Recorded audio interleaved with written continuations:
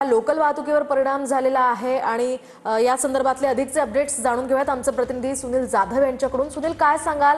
आज मध्य रेल्वे, पश्चिम रेल्वे आणि यासह हार्बर रेल्वे काही मिनिटं उशिराने धावतात, काय सध्या रेल्वेचे अपडेट्स आहेत? अगदी बरोबर आहे मोहिनी, आपण पाहायला गेलं तर मध्य रेल्वेचं आपण घ्यायला गेलं तर सीएसटी वरून कल्याणकडे येणाऱ्या ज्या गाड्या आहेत त्या 8 ते 10 मिनिटं उशिरा सुरू आहेत, तर कल्याणवरनं सीएसटी कडे जाणाऱ्या ज्या गाड्या आहेत त्या 15 ते 20 मिनिटं उशिराने सुरू आहेत।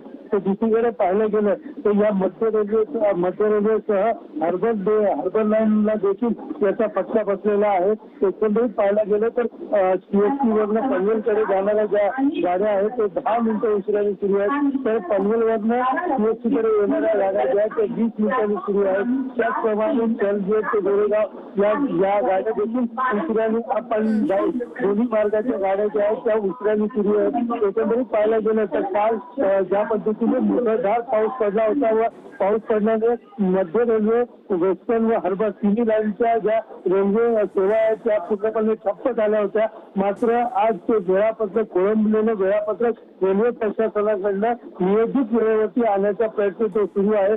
तरी देखील आज सलग तिसऱ्या दिवशी 10 ते 15 मिनिटं उशिराने रेल्वे सुरू आहे आणि त्यामुळे सकाळी कामाला जाणारे चाकरमान्यांचे मोठे हाल आणि त्याचबरोबर प्रवाशांनाही नाहक त्रास आज देखील सहन करावा लागत आहे। नक्कीच, धन्यवाद सुनील दिलेल्या या सविस्तर माहितीसाठी। दरम्यान शाळांसंदर्भातले हे अपडेट जाणून घेऊयात। आज कुठे कुठे शाळेला सुट्टी असेल पाहूयात। ठाणे, पालघर, सातारा, सांगली, रत्नागिरी या जिल्ह्यातील शाळा आणि महाविद्यालय आज बंद राहतील।